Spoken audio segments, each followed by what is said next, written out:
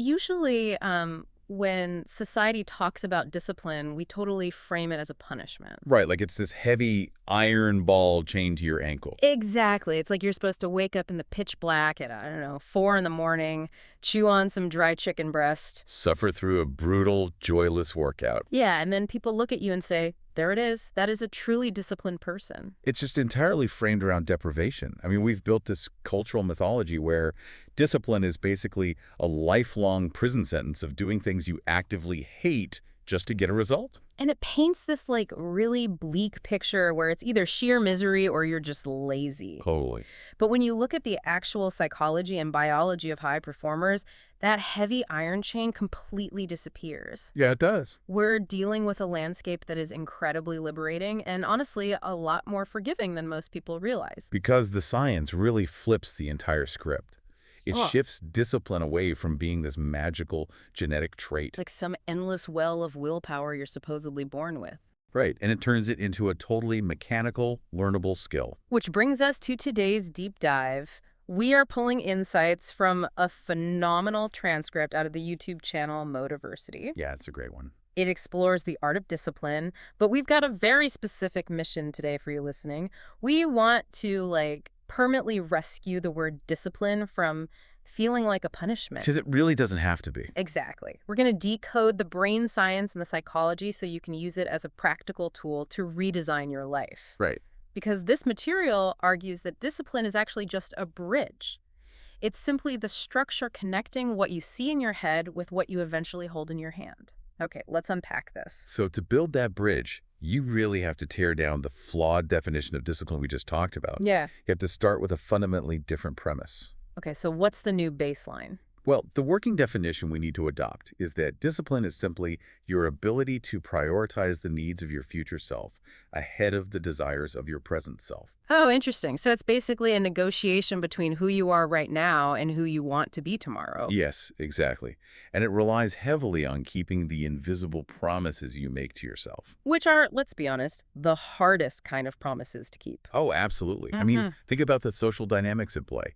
If you make a promise to meet a friend for coffee, there's immense social pressure there. Right. If you blow them off, there's a tangible consequence. They know you flaked. Exactly. But when you make a promise to yourself, Like saying you'll skip the junk food tonight. or wake up early to write, yeah, you are the only person who knows if you break it. You're just standing in a completely empty room with your own integrity. Yeah.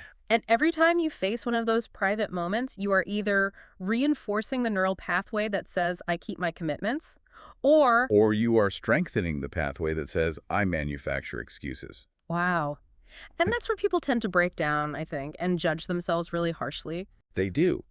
But there is a brilliant analogy here that relieves a lot of that pressure. Think of discipline as a thick rubber band. Okay. A rubber band. Yeah, it stretches. Yeah. There are periods in your life where that rubber band is pulled tight. You know, you are completely dialed in. Your nutrition is perfect. Your focus is sharp. I know those weeks. They feel great. Right. But there are other times when it inevitably gets flimsy. And I gotta say, the relief for me was reading that it is biologically and psychologically normal for the rubber band to get flimsy. Like you aren't broken because you lost your edge for a week. No, not at all. The variable that matters isn't whether the band gets flimsy, is whether you have the infrastructure to tighten it back up. Infrastructure, like what? Like, do you have a circle of people you can lean on? Can you go to someone and say, hey, I'm struggling with my focus lately, without them shaming you or making you feel inferior? Right. Having an environment that tightens your rubber band without judgment is far more effective than trying to, brute force your way out of a slump. I want to push back on this a little bit, though, or at least share how my brain used to process this. Yeah, go for it. When I look at those insanely fit people at the gym, the ones who are in the squat rack every single morning at 5 a.m. without fail. The fitness influencers. Exactly. I don't see a rubber band that ever gets flimsy. I look at them and think, wow, they just have a superhuman, grinding level of discipline that I simply lack. Well, that is the ultimate optical illusion of high performance. Really? Yeah, we assume we are watching someone exert massive amounts of willpower every single morning. But the reality is a massive paradigm shift. You don't need a constant grinding level of discipline to succeed. You really only need a teaspoon of it right at the beginning. A teaspoon. I love that. It makes me think of a starter motor in a car. Oh, that's a good comparison. Like, it takes a massive surge of electrical current to turn over a heavy, cold engine block. But once the engine catches, the starter motor turns off. It's no longer needed. The engine, which in this case is the habit, generates its own momentum to keep running. That analogy hits the nail on the head. When you watch that person deadlifting at 5 a.m., you are no longer watching discipline. You are watching a habit in motion. So they aren't fighting themselves every morning. No, they aren't wrestling with their inner demons to get out of bed anymore. It's just their default baseline. Think about brushing your teeth. Okay. You don't stand in front of the bathroom mirror giving yourself a roaring motivational speech to pick up the toothbrush. Come on, you're a champion. Put the toothpaste on the bristles. Exactly. You just do it because it's an ingrained habit. Right. The discipline was only required when you were a toddler, or rather, your parents supplied the discipline to force you to establish the routine. That makes so much sense. You apply that initial teaspoon of discipline to spark a micro habit. Once the habit solidifies, the discipline fades entirely into the background. Precisely. Which raises an obvious question for me. If discipline is merely the starter motor, and it really only takes a teaspoon of willpower to get going, why do so many of us leave our cars parked in the driveway? Like, why do we fail to get the engine running? It's a great question. And the root problem, surprisingly, isn't a lack of willpower, it's a failure of identity, compounded by an over-reliance on goals. Yeah, let's look at the identity trap first. We have this tendency to wrap our failures into our core identity. People walk around casually saying, oh, I'm just not a disciplined person, I'm a procrastinator. Which basically becomes a self-fulfilling prophecy. It becomes literal neurological programming. If you claim that identity, your brain actively looks for evidence to prove you right.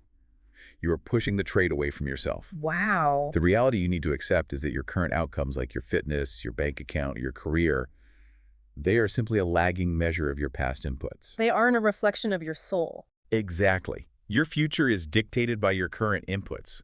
You have to shed that false identity of the lazy person and assume the identity of the person who simply executes the system. Here's where it gets really interesting, though. When people decide to change that identity, their immediate instinct is to establish a massive, shiny goal. Oh, always. I'm going to run an ultra marathon. Right. Or, I'm going to build $1 million company. But we need to completely shatter the myth of the goal. I mean, think about the 100-meter dash at the Olympic Games. The mechanics of that are fascinating when you break it down. If you look at the 8 runners on the track, the person who wins the gold medal and the person who finishes in dead last. They had the exact same goal. Yes. They both visualized winning. They both wrote down win gold in their journals. Therefore, the goal itself cannot possibly be the differentiator. Winners and losers have the exact same goals. It completely reorients our obsession with goal setting. I mean, setting a goal is necessary to determine direction, but it is utterly insufficient for making progress. So what do we need instead? What you actually need is a highly functional system. A system is just a reliable collection of daily habits. Your entire life is the byproduct of your systems, not your goals. So the goal is just the lagging indicator that your system worked. Precisely. And the true test of any system isn't how it runs on a perfect day, you know? It's how you handle failure. Because a perfectly executed system doesn't exist. You will miss a workout. You will eat a sleeve of cookies. We call that falling off the wagon, and normally when that happens, the whole system collapses. Right. Like you miss one day, you feel like a fraud, and you quit. But look at the reframe provided here. The wagon doesn't stop. You might fall off the wagon, but the wagon of your life, of time itself, keeps rolling forward. So you shouldn't just sit in the dirt, having an existential crisis, telling yourself you're worthless because you ate the cookies. No, you just stand up, run a little faster to catch up to the moving wagon, pull yourself back up, and execute the very next positive habit. You start the system again in the very next minute. I love that visual. And what's fascinating here is how this resilience ties directly to your why. Getting back on the wagon requires a why that lives in the future. Meaning what, exactly? Well, if your primary motivation is enjoying the present moment, if your brain says, why am I eating these Cheetos? Because they taste amazing right now? No amount of sheer discipline will beat the neurochemistry of that immediate gratification. The present will always win. Exactly. Because the sensory feedback of the Cheeto is immediate, whereas the six-pack abs are like 6 months away. It's an unfair fight for the brain. Right. To break that downward spiral, you have to anchor your why into a time that hasn't happened yet. The desire to meet your future self has to physically override the dopamine hit of the present. Okay, so we've torn down the old punitive definition of discipline. We know we need to build a system instead of obsessing over a goal, and we know our why needs to be anchored in the future. Yep, that's the foundation. But let's get into the mechanics. How do we practically engineer this system day to day? We have a highly specific architecture for a daily routine that removes the guesswork. Though before we get to the actual schedule, there is a crucial warning about the meta-habit of reflection. Oh, right. Because we live in a culture that totally idolizes the grind. We celebrate people who just put their heads down and work blindly. We do, but hard work can actually become a dangerous crutch. Wait, really? How so? Well, if you rely solely on your work ethic, you might encounter a structural problem in your life and just say, I'll work 20% harder to get out of this. Right. But if you are digging a hole in the wrong spot, digging 20% faster doesn't help you find gold, it just makes you tired. Oh, wow. You could be missing out on a massive exponential return on your time because you refuse to stop and ask if you're working on the right thing. Which is why routine reflection is the meta-habit that oversees the entire system. You have to step back to troubleshoot your habits, or you're just blindly executing. Makes total sense. So, assuming we are reflecting and we know our target, we have 3 actionable steps to engineer the day. Yes. And step 1 is the absolute foundation, but it's the one ambitious people, love to sacrifice: sleep and planning. You simply cannot be disciplined if your brain is sleep deprived. It is biologically impossible. Because of what happens in the brain. Exactly. When you lack sleep, your prefrontal cortex, the part of the brain responsible for impulse control and long-term planning, essentially powers down. You literally lose the neurological hardware required to prioritize the future self. Precisely. Sleep isn't just rest. It is an active neurochemical reset. It clears out adenosine, resets your emotional stability, and sharpens your focus. In fact, a good night of sleep actually begins the moment you wake up. Meaning? How you structure your day dictates how easily your brain powers down at night. Right. And the metric for enough sleep isn't necessarily hitting a rigid 8-hour mark, right? Yeah. The functional definition of enough sleep is waking up without an alarm clock and feeling fully rested. Which usually requires you to plan tomorrow's schedule tonight. If you don't offload your tasks onto paper, your brain will just anxiously spin, trying to remember everything while you're staring at the ceiling in the dark. Ugh, we've all been there. That brings us to step 2, time blocking the day. This is where we need to talk about the morning routine. Now, we all know we shouldn't grab our phones the second we open our eyes. Everyone says it. But the reason isn't just a generic productivity tip. It's actually about neurochemistry. It is. When you wake up, your brain is highly plastic and capable of deep, linear focus. You need to get natural sunlight into your eyes within the first few hours to properly set your circadian clock. Okay. But if you immediately open your email or social media, you destroy that focused state. The concept here is that distraction wicks out into the rest of your morning. Like if you start your day reacting to other people's emergencies in your inbox or getting cheap dopamine hits from a feed, you physically alter your brain's aperture. Right. You cannot simply put the phone down and instantly drop into deep work. Your attention is already fragmented. You've forced your brain into a reactive state. To protect your proactive state, the architecture suggests breaking your waking hours into 3 opportunity blocks. Which are roughly 6 a.m. to noon, noon to 6 p.m., and 6 p.m. to bedtime. Yeah. And here is the humbling biological reality. Humans cannot maintain high-level cognitive output across all 3 blocks. We just can't. We simply do not have the cognitive load capacity. You can only do truly focused, needle-moving work in 2 of those 3 blocks. You have to actively choose which block is going to be your recovery or low-leverage time. And there's a fascinating physical component tied to this regarding exercise. The timing of your workout fundamentally alters your energy for the rest of the day. Oh, absolutely. If you exercise early, say before 9 a.m., you align with your natural morning cortisol spike, and it provides an energetic tailwind for the rest of the day. But if you delay that workout to mid-morning, starting around 10 or 11 a.m., you trigger a secondary arousal spike right when you should be transitioning into steady-state focus. Oh, interesting. The result is that you completely drain your physical and cognitive battery for the second opportunity block. You end up crashing in the afternoon. So what does this all mean for you listening? Does it mean you have to wake up at 4 a.m., stare at the sun, lift heavy weights, and delete your email account to be successful? Not at all. The goal isn't to adopt a rigid prison schedule. It's about Drawing a flexible boundary box. You have to ask yourself, how do I actually want to spend my time on this planet? And then inside that specific box, you figure out how to generate income and make an impact. It reverses the standard societal approach. I mean, most people figure out the money first, let their career dictate their schedule, and then wake up miserable because their lifestyle completely violates how they actually want to spend their days. If your system doesn't align with your desired lifestyle, you are just grinding. And eventually, you will quit because the cognitive friction is too high. But we also have to be realists here. True. Even if your schedule is perfectly aligned, even if you slept 9 hours and got morning sunlight, you are still going to encounter a task on your calendar that you absolutely dread doing. The day the rubber band is just stubbornly flimsy. Right. Why shouldn't you just skip it? This is where we move from schedule optimization into literal brain science. It comes down to emotional maturity. Because our emotions try to dictate our motion. If we feel lethargic, we want to act lethargic. Exactly. And allowing your feelings to dictate your actions is devastating to any system.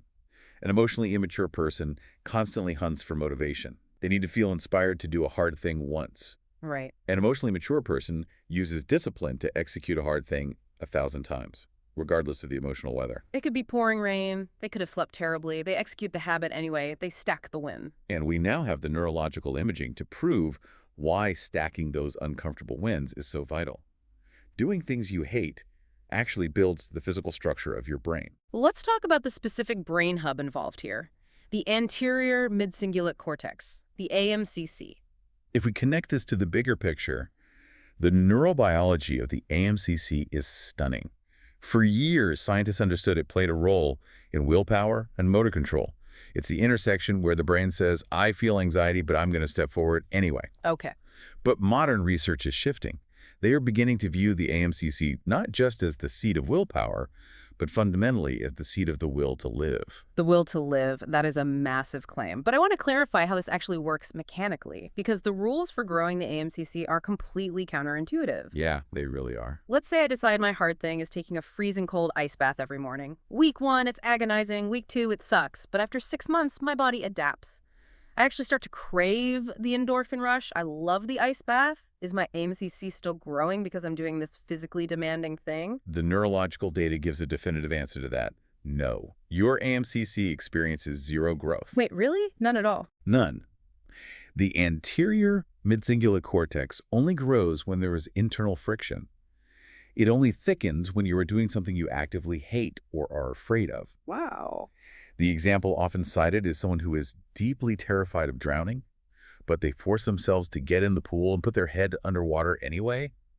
It is the literal act of your brain screaming, do not do this, and your executive function overriding that signal that builds the tissue. That is wild. So the growth isn't tied to the physical activity at all. It's tied to the psychological resistance. Exactly. It's about taking your baseline motivation, realizing it's empty, and generating the friction required to do the task anyway. There's a brilliant quote that captures this perfectly. We do what we hate like we love it. Oh, I like that. That is what discipline looks like under an fMRI machine.